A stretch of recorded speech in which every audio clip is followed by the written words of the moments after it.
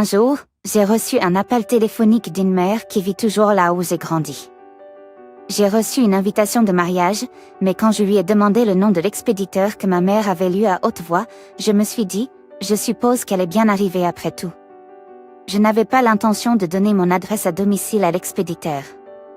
De plus, si elles avaient des sensibilités normales, elles ne m'auraient pas envoyé une invitation de mariage. Néanmoins, à la réception de l'invitation, je me suis dit, l'expéditeur doit être dans une situation désespérée. La seule que j'ai même ressenti de la pitié était la mariée. Quand j'ai murmuré le nom Emma, après un long moment, des souvenirs de quand je l'ai quittée me sont revenus à l'esprit. Je pense que ce serait mieux pour nous de rompre. Tu ne sembles pas avoir beaucoup de potentiel pour l'avenir. Le jour où j'ai revu Emma après 10 jours, elle a soudainement abordé le sujet de la rupture. Ayant été déprimée après la perte de mon père une semaine auparavant, lorsque j'ai reçu un message d'Emma disant « Je veux te rencontrer », je pensais que ce serait quelque chose de réconfortant. Mais ce qu'Emma m'a dit, c'était un au revoir. De plus, la raison de la rupture était que je manquais de perspectives d'avenir, selon elle. J'ai été tellement surpris que j'ai perdu ma voix. Comme si elle avait dit tout ce qu'elle voulait, Emma est partie avec un soulagement. La relation avec la première petite amie que j'ai jamais eue dans ma vie s'est terminée de cette façon, étonnamment calmement. Quelques jours après d'avoir quitté Emma, j'ai été invitée à manger par Jeff. Jeff était le premier ami que j'ai fait quand je suis rentrée au collège, et nous sommes assez proches pour parler de tout ouvertement. Toujours aux prises pour me remettre entièrement de la tristesse de perdre mon père et de la déception d'être rejetée par Emma, j'ai d'abord refusé l'invitation de Jeff. Cependant, Jeff a insisté, en disant « Il y a quelque chose que je dois vraiment te dire ». Pensant qu'il pouvait y avoir quelque chose derrière l'attitude de Jeff, je n'étais pas trop enthousiaste, mais j'ai décidé de participer au repas.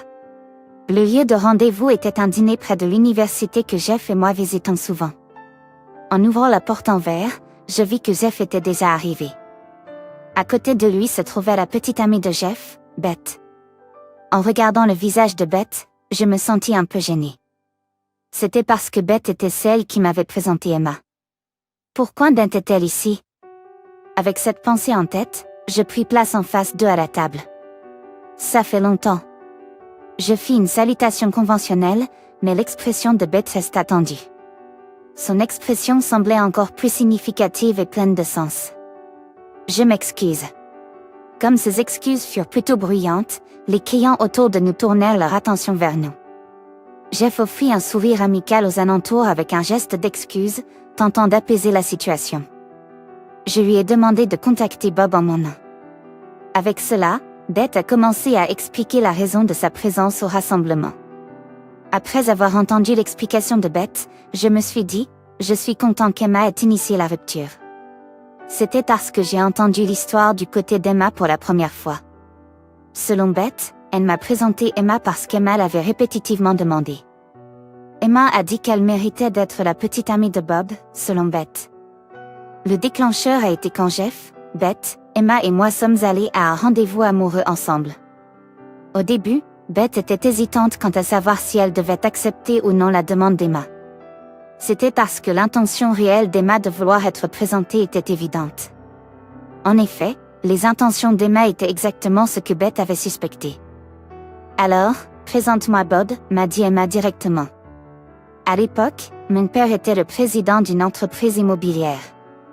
Je n'en ai aucun souvenir, mais lorsque je partageais mon histoire de vie avec Emma, je devais probablement mentionner mon père. Cependant, je ne parlais pas avec arrogance de quoi que ce soit. À l'époque, mon père s'efforçait dur et traversait le processus de liquidation de l'entreprise, malgré ses propres problèmes de santé.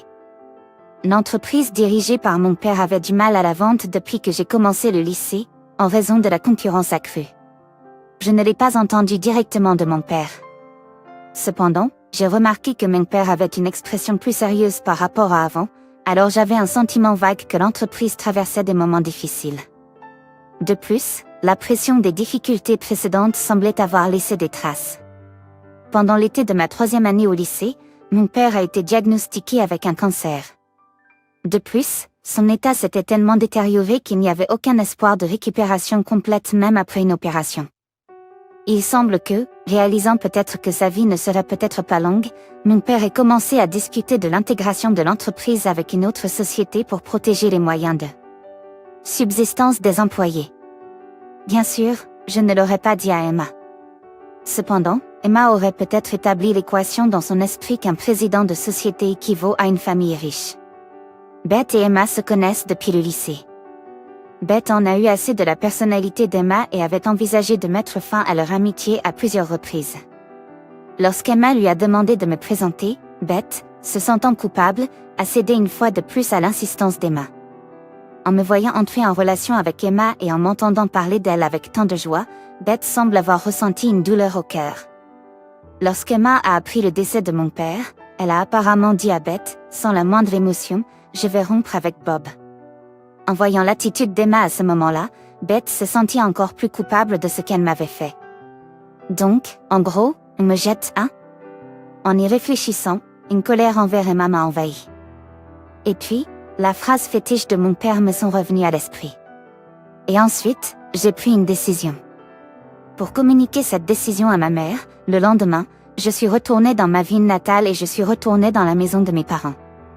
Après m'avoir écoutée, ma mère a dit, « Je comprends. Fais ce que tu veux faire. » Et ensuite, le jour suivant, j'ai entrepris les démarches pour me retirer de l'université. C'est 6 ans plus tard que j'ai reçu une invitation de mariage de la part d'Emma. Si vous êtes invité, y assisterez-vous? J'ai entendu de Beth que le fiancé d'Emma est l'héritier d'une entreprise de matériel de climatisation.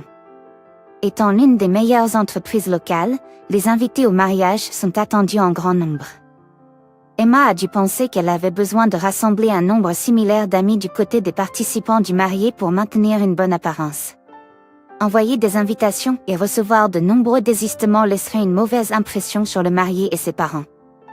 Il semble donc qu'Emma ait posé la condition d'envoyer des invitations uniquement à ceux qui répondraient certainement par leur présence. Ainsi, j'ai coché l'option de présence sur l'invitation de mariage que j'ai reçue. J'ai ajouté les mots « Je serai ravie d'être présent ». En me retournant, Emma se tenait là.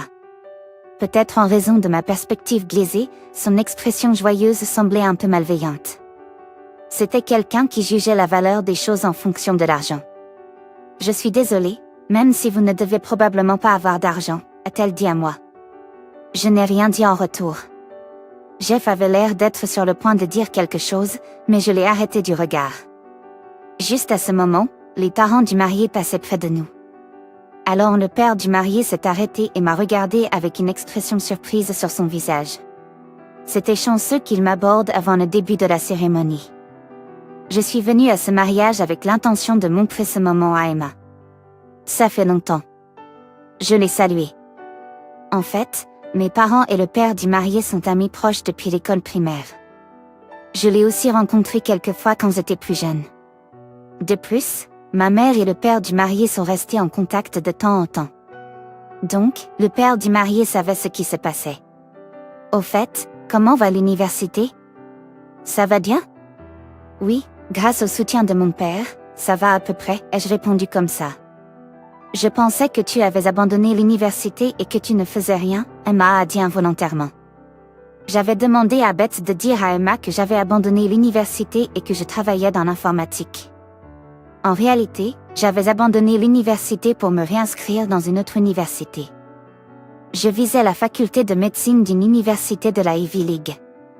Je voulais me réinscrire car mon père avait espéré que je fasse des études de médecine à l'université.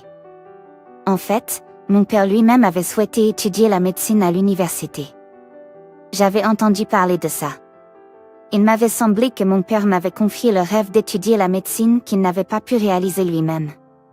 J'ai étudié dans ce but, mais mes résultats scolaires n'ont pas été à la hauteur de mes espérances. Quand je suis rentrée en 2e année de lycée, j'ai finalement décidé d'abandonner l'idée de devenir médecin. Quand je l'ai dit à mon père, il a simplement répondu « Je comprends ». Mais je n'ai pas pu me débarrasser de cette expression solitaire et inexplicable qu'il portait à ce moment-là. Le slogan de mon père était « Les défis en valent la peine lorsqu'on est confronté à de hauts murs ». Ne partez pas, peut-être voulait-il me faire passer ce message. Avec cette pensée en tête, j'ai continué ma vie universitaire en étant hantée par un sentiment de malaise. Et puis, quand mon père est décédé, J'ai réalisé une fois de plus que ce que je voulais vraiment, c'était étudier la médecine. Quand j'ai pensé à être rejetée par Emma et que je me sentais comme si j'étais jetée, le slogan de mon père, « Ne partez pas », est venu à mon esprit. J'ai consulté ma mère pour obtenir la permission de me retirer de l'université et parce que j'étais anxieux à l'idée de lui imposer les frais de scolarité. Ma mère m'a rassurée en disant, « Tu n'as pas à t'inquiéter des frais de scolarité. » Et m'a encouragée. Il voulait que tu t'en serves. Après les paroles de ma mère, j'ai étudié dur et j'ai réussi à l'examen d'entrée à la faculté de médecine. Maintenant, je suis en 5e année sur la voie de devenir médecin, pour ainsi dire. Eh bien, lorsque tu deviendras médecin, nous compterons sur toi. Le père du marié m'a tendu la main. J'ai aussi serré la main en souriant. En le voyant faire, Emma a aussi souri, mais son expression semblait forcée. La cérémonie de mariage s'est déroulée dans une atmosphère paisible du début à la fin. En regardant les expressions heureuses des mariés, je n'ai pas pu m'empêcher de penser. Si Emma ne m'avait pas quittée, je ne serais peut-être pas devenu médecin. Peut-être. Je devrais être un peu reconnaissant.